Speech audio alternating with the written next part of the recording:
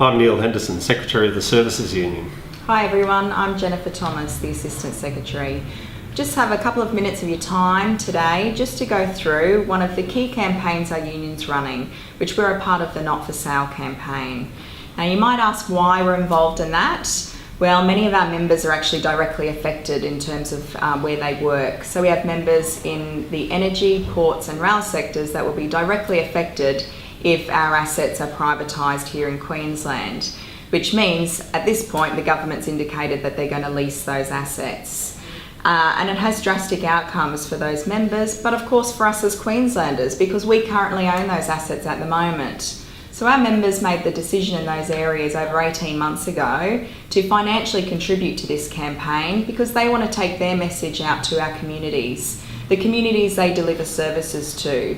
And we've been doing that actively for over 18 months now. And our communities are listening. They want to know what is the issue if we privatise our assets? And what does that mean if it's leasing? Well, ultimately, it actually means the same thing.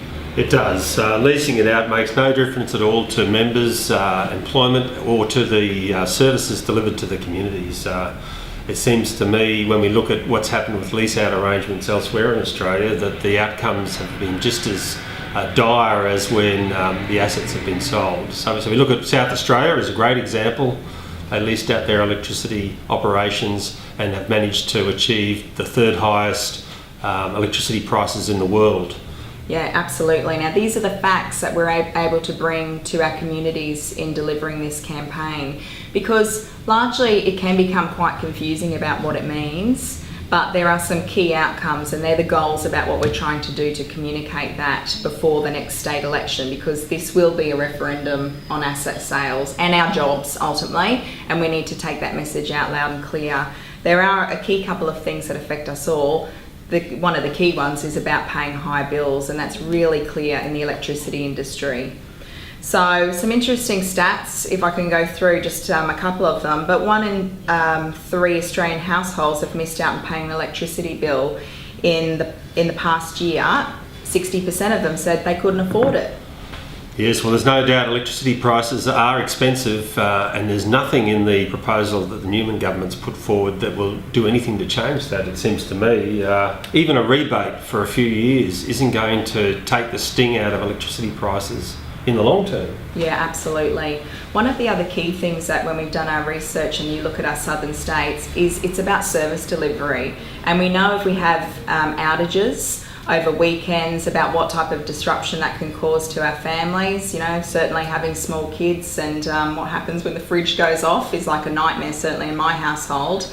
So what this means for our communities and the concept about privatising, there's some really clear examples in Victoria, again in South Australia, about how that has hiked like dramatically in terms of the amount of complaints that has also risen. Again, a really amazing fact in Victoria, 32% they've had an increase in blackouts since they privatised their electricity assets. Significant figures, Jen, and of course it's not just the electricity industry affected here. The Newman government wants to lease out our ports, the Port of Gladstone, a potential gold mine you would think, and the Newman government wants to lease it out.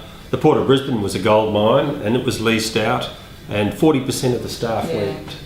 So these are very important decisions that people will need to make at the next election. What can they do in the meantime, Jen?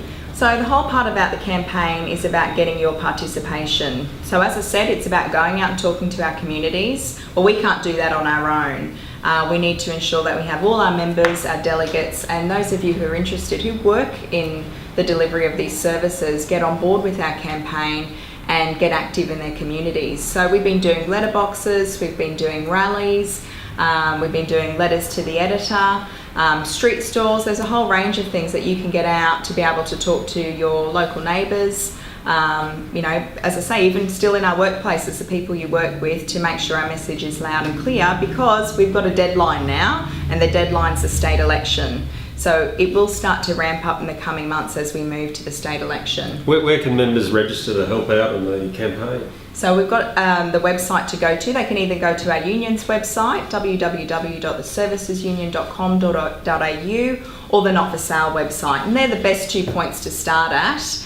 And the other person for us is we've put on a full-time campaigner in terms of this campaign, and Louise Ryan, who works at our union, is totally focused on the Not4Sale campaign, and you can email Louise, which is louise.ryan@theservicesunion.com.au, and she'd love to hear from you.